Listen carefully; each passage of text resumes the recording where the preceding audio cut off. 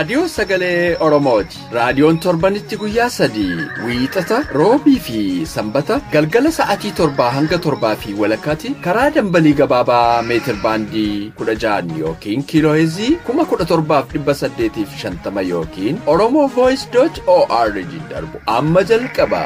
Kun raadiyoo sagalee Oromooti.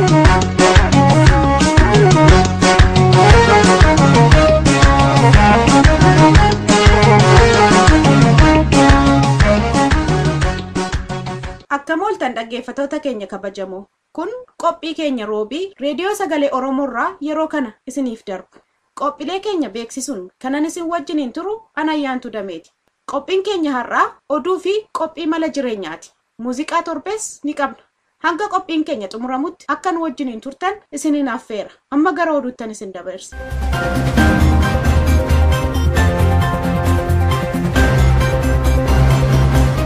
Akkam ooltan dhaggeeffattoota keenya oduu sa'aatii kanaaf qabnu sin dhageessisaa Naabasaa Waaqjiraati. Itoophiyaan biyyoota taane caasaa gabrummaa diinni ijaarrate ta'uu hayyuun Oromoo tokko dubbatan. Hayyuun Oromoo biyya Ameerikaa keessa jiraataniif dhimma Oromoo irratti qorannoo fi xiinxala adda addaa gaggeessan obbo Rundaasaa Asheete gaaffiif deebii addaa raadiyoo sagalee Oromoo waliin taasisan keessatti Oromoon maaliif akka Itoophiyaa hin barbaanne hubachiisaniiru. Itoophiyaa jechuun caasaa Habashaan ijaarratte ittiin Oromoo afasaa irraa mulchite, ittiin afaansaa irraa mulchite, ittiin naannootti illee maqaa namaallee amma Shawaa kan jedhu sanallee kitaaba wanni keessaa baabilii keessaa fudhattee maqaa sana itti moggaaftee uummata tuulama akka ofiin hin jenne Shawaatti itti geeddarte. Isa kaan Wallaggatti taasiste, isa kaan silaa uummatuma maccaa kana kafaa jala galchitee kafaa kiflaa gara jettiin.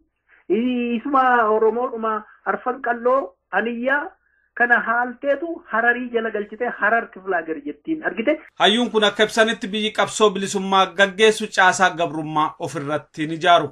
Kanaaf akka hayyuun kun ibsanitti seenaaf eenyummaa Oromoo balleessuuf dhoksuuf sirnaa fi caasaa ijaarame leellisuu fi guddisuun bifa kamiinuu fudhataman qabu. Caasaa ittiin Oromoo wallaalchiftu uummata xixiqqoo jala galchitee uummata guddaa kana awwaalte kan ofirraa ciccirree ganna. Ofirraa kukkunnee ganneetu eenyummaa keenya sana fuulletti gadi baafna. Kun immoo laali nuuf booqaa miti atuun beektaa. Zimbaabuween British gaafa dhufte Rhodesia jettiin ture. Gaafa Zimbaabuween bilisa bahu Rhodesia ofirraa gadeetu Zimbaabuwee ofiin jedhee jechaadha maqaa ofii duriitti deebi'e. Shawaan miti nuti, Wallagga miti nuti Oromiyaadha. Gosa garuu hin qabna. Hammayyaa, Kuttaayedha, Galaanii, Leeqaa, Tiiroodha, Buunnaadha, Abbayyiidha, Tuuquudha, Mareena. Oomuudha hawaasi jennee sanyii keenya lakkaa'uu dandeenya. Coora, Liiban, Maaloo, Sayyoo, Guduru argitee Salaalee keessa Sooddoo, Ada'aa, Liibanoo, Tuumee, Maaloo jenneetu Oddituu jennee of waamuu dandeenya. Gosa barbaachisa. Maqaa lafaa soo barbaanne immoo Boojjiidha, Maaloodha jira miti tulluu diimtuuti, gaara mul'ataatti. Hin beeka Oromoon maqaa ofii aadaa ofii hin qaba. Yeroo ammaa dallaalonni siyaasaa tokko qaanii tokko malee waltajjiitti ba'anii caasaa fi sirna san deebisanii ijaaruuf ifaajaa akka jiran hubatamaadha. Haa ta'uutii akka obbo Rundaasaan ibsetti qabsoon Oromoo maltummaaf gantummaa akkanaaf yeroon itti jilbeeffatu darbee jira. Oromoon har'a hin hubatachaadha. Caasaa Habashaa sana caccabsineetu ofirraa gannaa. Isa nu dhokse, isa bullukkoo tortoraa nurra kaa'e sana ofirraa ganneetu gadi baanee mul'anna. Mumbaay Boombee isa jarri jedhaniin namni deebi'ee ofiin maqaa ofii hin deebisa. Bilisummaan egaa walumaa galatti eenyummaa naannoo kootti nan murteeffadha ofan bulchaa. Ikoonomii isaa ta'u waa'ee dinagdee jechuudha. Aadaa koosaa ta'u haa fokkisuyyuu anaaf bareedaadha. Hirreecha koosaa ta'u not under you si jalatti hin godhu. Ati natti nimtu qunxurtee natti hin kennitu ani adurree miti qicaa qiraaciitiin ennaa hunda natti ati qiccee natti kennitu kuni hin fedhu jechuudha bilisummaa jechuudha. Kanaaf Oromoon sana hubateera. Dhaggeeffattoota keenya gaaffiif deebii obbo Rundaasaa Asheetee waliin taasifnee qophii keenya xiyyeeffannaa wixata dhufuu keessatti qabannee akka dhiyaannu dursinee sin beeksifna. Gootota Oromoo 10 dhiyeenya manedhaa wayyaaneetii ba'aniif simannaan ho'aa aanaa Qondaalaatti godhame. maddi keenya odeessa nuun ga'een akka hubachiisetti simannaa qeerroo naannaa qondaalaa qopheessan kanarratti uummanni hedduun argamuun kabajaaf jaalala gootota Oromoo kunneeniif qaban ibsaniiru. Sirna kanarratti abbootiin gadaa, abbootiin amantii fi maanguddoonni akkasumas uummanni bal'aa heddumminaan ba'uun gootota kaayyoo Oromoof wareega ulfaataa baasan kunneen eebbisuun jajjabeessaniiru. Maddi keenya akka ibsetti simannichi qaama diddaa xumura gabrummaa Oromiyaa keessatti itti fufee jiru. Godina Qeellam Wallaggaa aanaa Jimmaa Horrootti uummanniif qeerroon bilisummaa Oromoo qabsoo bilisummaa Oromoo jabeessanii akka itti fufan ibsan. Uummanni godinichaa gandoota baadiyyaa aanichaa keessaa walitti babba'an walga'ii guddaa godhachuun marii taasisaniin haga bilisummaatti tokkummaan qabsoo bilisummaa Oromoo akka finiinsa walii galaniiru. Ibsa jannoo qabxiilee 5 baafatan keessattis olola diinaaf osoo gurran kennine tokkummaan qabsaanii gabrummaa waggaa 130 ture xumura gochuuf qabsoo akka finiinsa mirkaneessaniiru. Kana malees olola diinni tokkummaa keenya diiguuf saba keenya amantiin gosaan qomoon lagaa walitti buusuuf dalagurratti dammaquun fuulduratti ni dhaabbanna jedhaniiru. Qaamota hojii diigumsaa hojjetan kanas shira diinni kanaan dura nurratti xaxaa jiruu fi ture ta'uu beeknee qaamota kanarratti hordoffii cimaa gochuun tooratti akka deebifnu ni hojjanna jedhaniiru. Hidhamtoota siyaasaa kanneen waggaa dheeraaf maqaa shororkeessummaatti yakka tokko malee mana hidhaa wayyaanee keessatti dararamaa jiran hundi haal duree tokko malee hanga gadhiifamanitti qabsoo keenyas itti fufna jedhaniiru. Hirmaannonni walga'ichaa ibsa kana keessatti akka ibsanitti madaan kaleessaa otoon qooriin ammas madaa fi dararaa haaraa dabaluuf komaandi poostii wayyaanee labsitee jirtu bifa kamiinuu fudhataman qabu. Kanaaf uummati naannoo labsii kanas dirqiidhaan aksiisuuf qabsoo keenya tokkummaan ni finiinsina jechuudhaan ibsa isaanii xumuraniiru. Yeroo ammaa kan Oromiyaa guutuutti fincillii fi diddaan bifa adda addaan itti fufee akka jirus kan beekamu. Oduu isaati kanaaf qabnu kanumaaf qophii keenya fi waliin nagaan nu tura.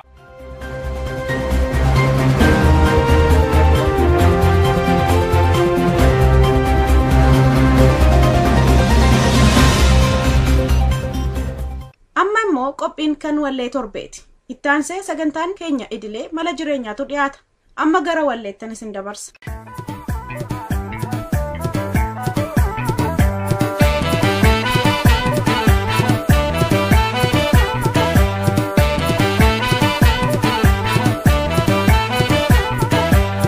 Kabaaboo gadaa yaa galootu barruulaan oongada angaraan koo madaa yaa galootu maaf maqaan koo gadaa Finfinneen haaromtee magaalee nagaa jijjiirrate maaf maqaa fiigatu yaa galootu garaan na goobate eenyu laata kan akka keenyatti hojjete eenyu laata kan mirgasaa maaf laate eenyu laata kan akka keenyatti hojjete eenyu laata kan mirgasaa Maflati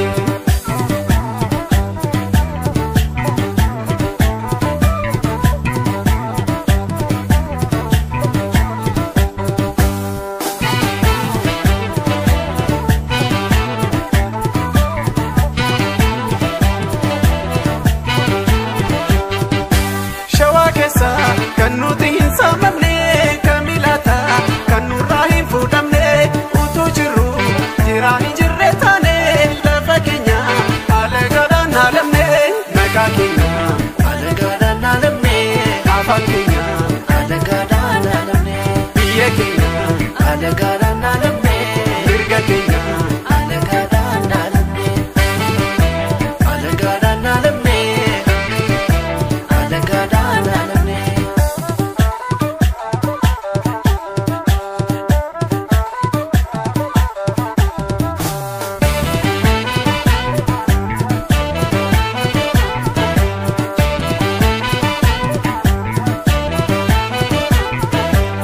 Gamsati koto ya galoto shinshinin sibita na walin karsobate galoto birbirse gorode baru kurmatin bane nagale badae jarsa demna chafe durama wale gameto chafe anani bona chachalitan dalatti karina kabanadan dalatti karina chachalitan dalatti karina kabanadan dalatti karina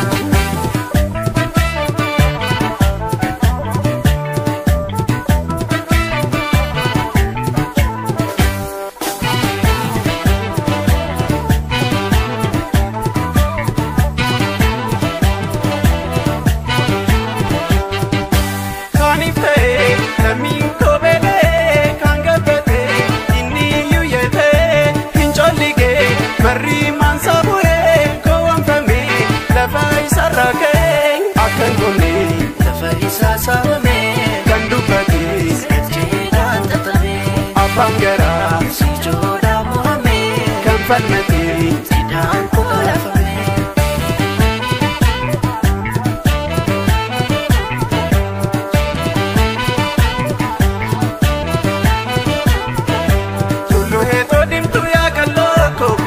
Finfinnee baane karaa darbine kallooko hunduu kormaa tirreeffanne urufa dubbiin baane magaalee safee araaraa dhaqna dildila duree baane dammeetu Finfinnee gaddaawwa seenaa keenya dhalootatti labsinaa shoora diinaa hundeessaa ittiin buqqifna seenaa keenya dhalootatti labsinaa shoora diinaa hundeessaa ittiin buqqifna.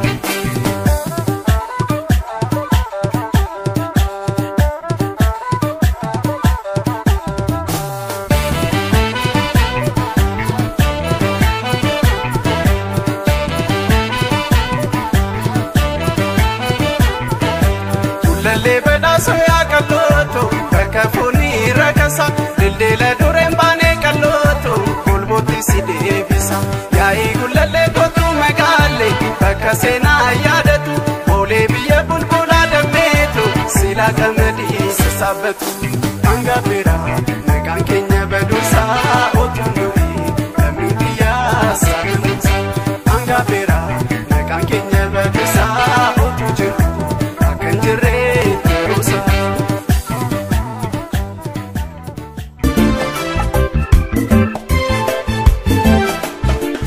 Kun qophii mala jireenyaati. Qophiin mala jireenyaa torbaanii guyyaa tokko isin dhiyaata. Kaayoon qophii kanaa uummanni Oromoo beekumsa, ogummaa fi muuxannoo isaan barbaachisu argatanii akka murtee qajeelaa fudhachuu danda'an hundeessu.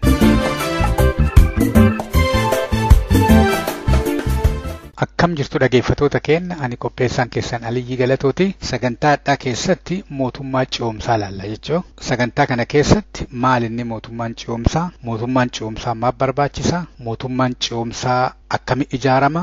Rakkoon mootummaan ce'umsaa qabaachuu danda'u maal fa'a? Mootummaan ce'umsaa waan Oromoo kana keessatti akkamiin laallama? Ka jedhu laallaa jechuudha waliin. Ka duraa mootummaa ce'umsaa ka jedhamu kun yookiin ammoo akka biraatitti mootummaa yeroo yookiin ammoo mootummaa yeroof waan kana sisteema moofaarraa gara sisteema haarawaa yookiin ammoo mootummaa moofaarraa gara mootummaa haarawaa ceesisu jechuu yookiin ammoo dildila jechuu mootummaan ce'umsaa jechuun kun waliigalatti mootummaa yeroo jechuudha. Mootummaan ce'umsaa kun akkamitti dhufaree?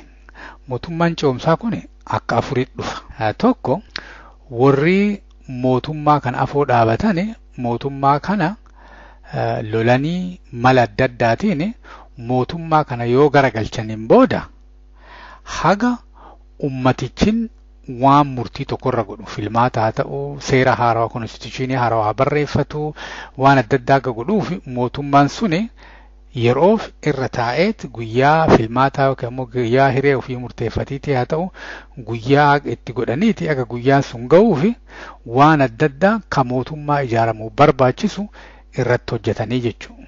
Keessattuu yoo mootummaan amma dhufu kun sirna haarawaa kan ijaaru taate caasaa haarawaa ijaaruu qaba. Bulchiinsa haarawaa ijaaruu qaba. Waan hedduu hojjechuu waan qabuuf yeroo isa barbaachisaa. Kanaaf yeroo san keessatti kataa'u mootummaa ce'umsaa jedhamaa jechuudha. Kun ammoo warri mootummaa jissuuf ta'uuf mootummaa irra jiru kun lolli hamaan deemeet garri lachuu mo'achuu dadhabeet yoo biyyiti gara hamatti humanitarian crisis rakkoo adda addaatiin lufte sabni wal dhabuu ta'e wal fixuu ta'e mootummaan kun mootummaa fi warri afoo dhaabatu jidduutti lolli hamaan deemee uummanni guddaan yookaan miidhamu taate qeerraa ka buqqa'u taate namni hojjechuu galuu bayuu yoo dadhabe warri addunyaa kun warri akka United Nations yookiin ammoo Afrikaa Union jidduu seeneeti waraana ofii seensiseeti yeroo fi waan akka mootummaa ce'umsaa kana godhanii akkaataa mootummaa haarofti biraa itti ijaaramu mala dhaamaa jechuudha. Kuni warra sadaffaan mootummaa ce'umsaa ijaaramuu jechuudha. Warri lamaa yoo wal dadhabe. Ka sadaffaa ammoo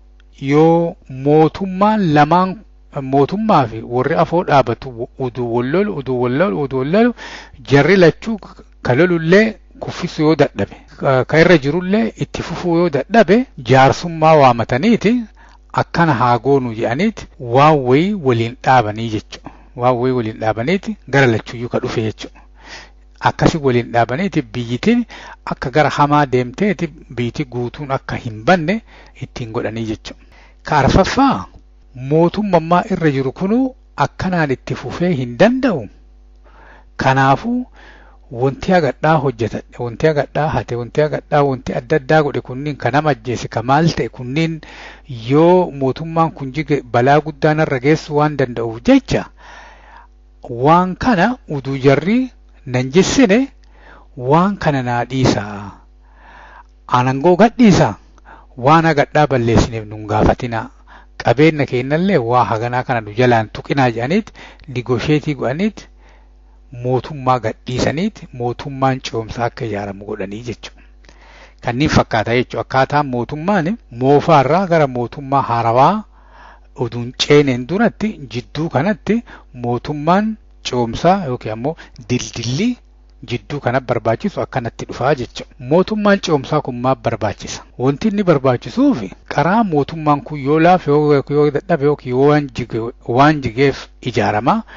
Wanti mootummaan ce'umsaa kun hojjetu yookaan barbaachisuuf warra dhimmichi isa laalu yookaan stakeholders yani warra dhimmitii isa laalu maraa akka dubbisaniiti waan kana keessatti akka isaan qooda fudhatan godhuuf mootummaan ce'umsaa barbaachisa. Kabiraa mootummaa ce'umsaa wanti barbaachisuuf namoonni waan tokkorratti akka dhufan yaadaan waan adda addaatiin bakka tokko yaadni isaanii akkana ta'uurra akkana haa ta'u jedhanii waan ama consensus waan wayii waa irra waliigala wayii uumachuuf mootummaa ce'umsaa isaan barbaachisa.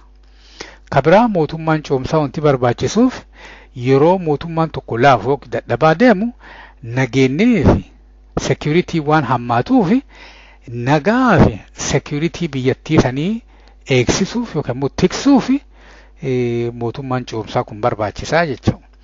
Kabiraa naannoo yookaan environmentii haala mootummaan haarofti mootummaan dhaabataan permanent government itti dhaabatu yookaan filmaanni itti dhaabatu waan tokko itti dhaabatu haala mijeessuuf mootummaan ce'umsaa barbaachisaa jechuudha. Mootummaan ce'umsaa kun rakkoo isa mudachuu danda'u tokko mootummaa laafee fi warra jabaatee mootummaa kana jessuu jidduu waan seenuuf gara lachuu irraayyuu dhiibbatu itti uumamaa jechuudha. Kun illee irra turuuf kun illee jessuuf itti uumama kana keessa haalli nagayaa haalli security laaffateeti akka biyyittii nama sodaachisu yookaan immoo wanti qara nagayaan deemu sun akka hin deemne akka namni martuu rifatee yoo horiillee investii kan godhan taate horii ofii akka qabatu akka qara bahee deemee galu akka barbaade dubbatu sodaa uumaa jechuudha. Kabiraa mootummaa ce'umsaa kanarra rakkoo itti uumu warri mootummaa kun haa jiguu barbaadu warri mootummaa kana suphuu barbaadu jidduutti gaafilee adda addaa waan jiruuf jecha mootummaan ce'umsaa kun gaafilee hulee adda addaatitti kaatu tana guutuu dadhabuu hin mala. Kunillee chaalenjii isa mudatu keessaa tokko. Kun yeroo mootummaa ce'umsaatii kennamu yeroo baay'ee gabaabaa waan ta'eef rakkoo hedduu waggaa hedduu turte tana risoorsii diqqaa kanaan yeroo gabaabaa kana keessatti furuun rakkoo itti ta'a. Kunillee mootummaan ce'umsaa kun rakkoo adda addaa akka isatti irratti illee uumamu godhaa jechuudha.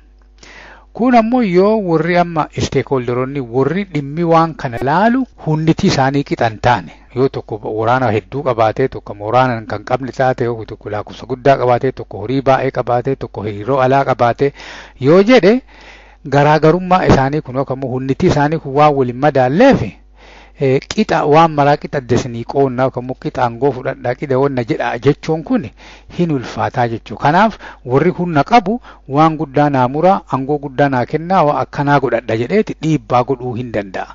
Dhiibbaa inni godhuun ammallee deebaniiti lola biraatis seenaniiti yeroo garii mootummaan akka hin dhaabannee ta'amaa jechuudha. Fakkii akka amma Somaalee kana jechuudha.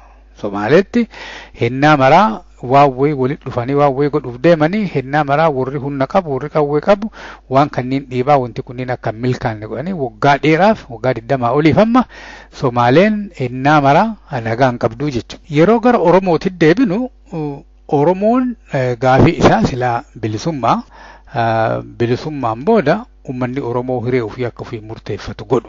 Ummatichin hiree ofii akka ofii murteeffatu godhuun bakka nageenni jiru bakka third partiin jirutti ummanni ummata kaawwaa waliin jiraadha yookiin ammoo hojjetti biyya ijaaradha waan jedhu murtii ummatatu kennaa jechuudha. Warri dhaaba siyaasaa warri ummata biraa waliin ijaarannaa biyya ammoo amma jirtu tana maqaa biraatti baafne Itoophiyaa jenne namni martuu qixa mirgi isaa eegamee akkasitti haa deemu jedhanii warri yaada dhiyeeffatanii warri lakkii Oromiyaan ummanni Oromoo ummata guddaa lafa guddaa qabeenya guddaa ofittuu jiraachuu hin danda'a warra kaawwaa waliin ammoo ollaa haa ta'ani. Oromiyaa Ripaabilikii warri jedhullee yaada ofiin dhiyeeffata yaada kanneen lamaan jidduutti ummatni Oromoo hiree ofii murteeffata kuni yoo ummanni tokko bilisa ba'e waan UN'n irraa eeguu jechuudha. Garuu achiin dura warri amma oppositionii ta'anii mormitoota jechuun biyya keessa jiran silaa warri waraanaan lollee ummata kana mootummaa kana injissina jedhan akka jiranitti ta'eeti warri amma biyya keessatti karaa nagaatiin waan kana hojiirra oolchina jedhani wanti kunniin ta'uu fi wanti adda addaa duraan ta'uu qaba. Fakkeenyaaf yoo namni martuu poolitikaa amma deemaa jiru kana keessa qooda fudhatee hiree qixa kennanii fi akka wanti kun deemeeti dimokiraasitti biyyattii dimokiraasessinee ijaarra. Ka jennu taate ka duraa wanti godhamuu qabu warri siyaasaa fidhaman martuu haa hiikamanii. Namoonni siyaasaa fidhaman kunniin yoo hiikaman garii isaanii hiikamanii warri hafanillee akka hiikaman yoo hiikaman warri siyaasaa kana deemsisanii waajjira Oromiyaa keessatti banataniiti yaada ofii ummatatti karaa nagaatiin akka ibsatan haalli mijaa ofii qaba.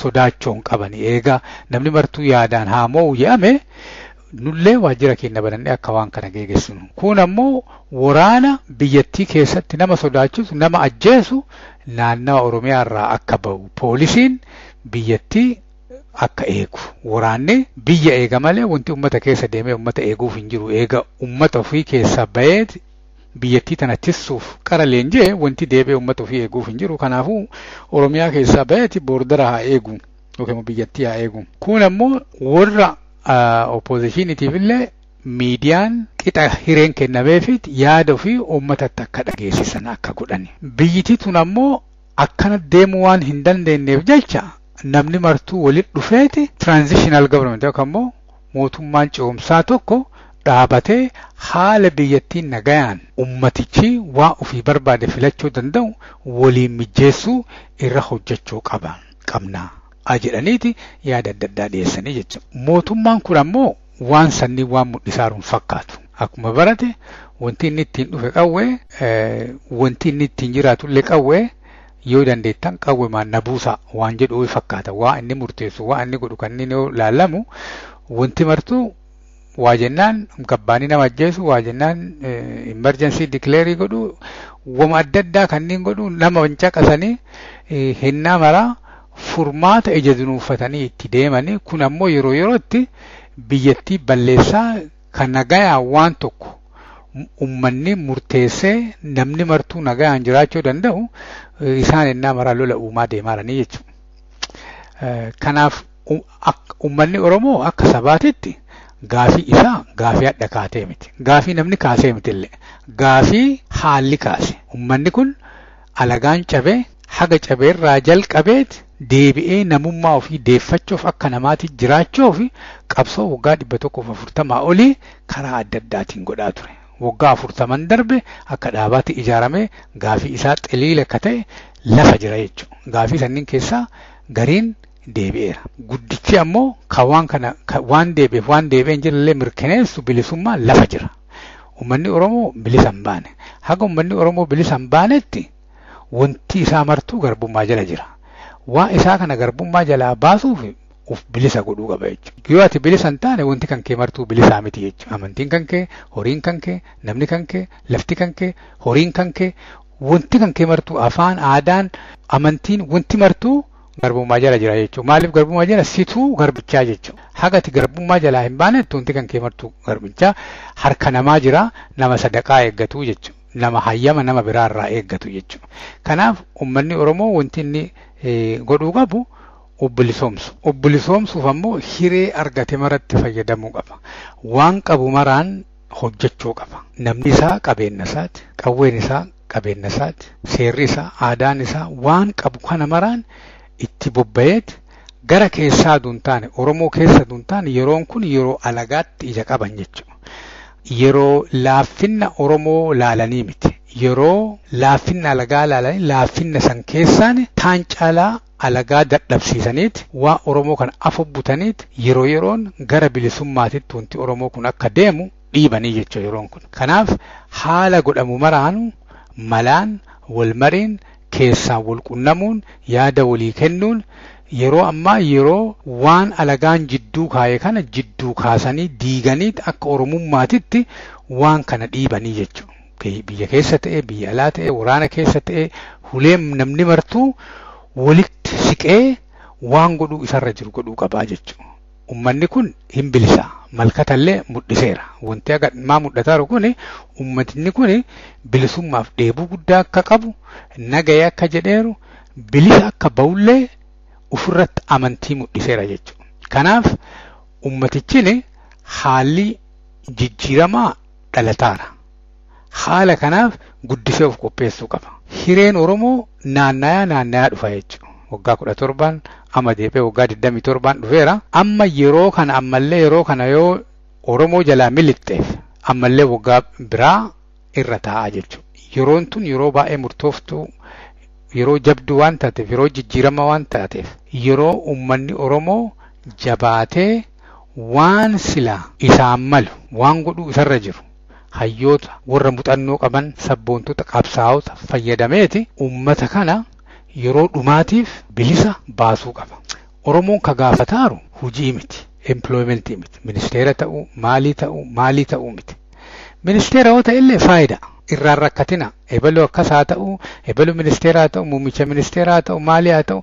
Namni Oromoo bakka wayitii yoo siqe faayida malee miidhaa wayituu hin qabu Oromoof. Gaafii Oromoo waan saniin deeba jechuu miti. Gaafii Oromoo gaafii bilisummaati bilisummaa irra hojjechuu. Garuu Oromoon waan wayitittuu achi siqe manaajira kaampaanii haa ta'u, muummicha ministeeraa haa ta'u, maalii haa ta'u, Oromoo edaasa malee miidhaa wayituu hin qabu.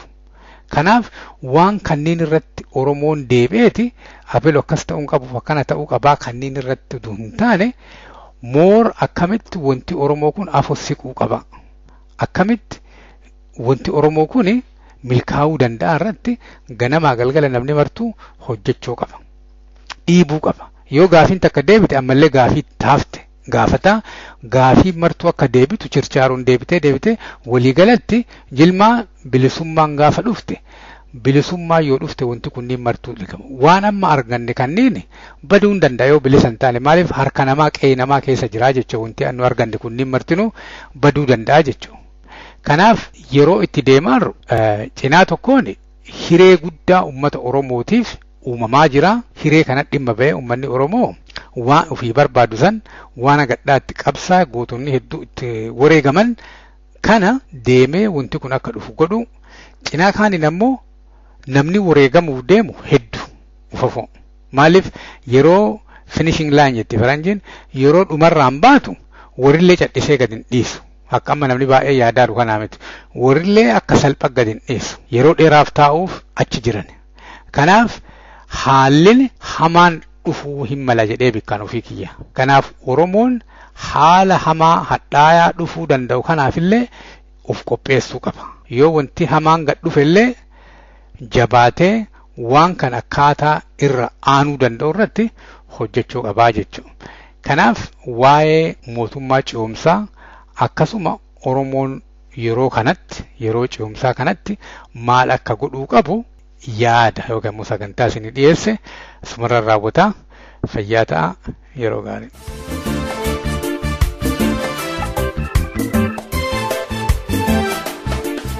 Hanga yoonaatti kan caqasaa turtan reediyoo sagalee Oromoo dambalii gabaabaan isinii darbaa ture. daqiiqaa 30f waan nu waliin turtaniif hedduu galatooma. Qophiilee keenya Sambataan hanga walitti deebinutti nagaan nuuf tura.